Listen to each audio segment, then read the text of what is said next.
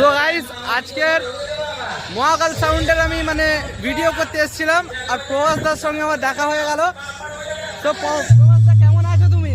আমি তো খুব ভালো আছি। আর ভাইয়ের সাথে পরিচয় হলো, ভাইয়ের বাড়ি তোমার নিশ্চিন্তপুরে, তাই তো?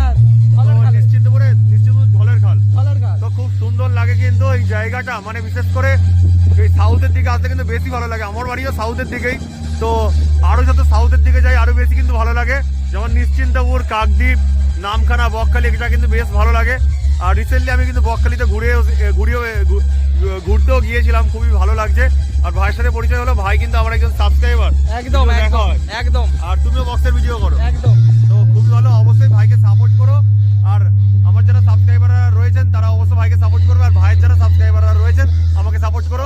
একদম অবশ্যই এভাবেই একে অপরের প্রতি থাকলে অবশ্যই আমরা এগিয়ে যাব। আর একটা কথা রয়েছে, মানুষ মানুষের জন্য।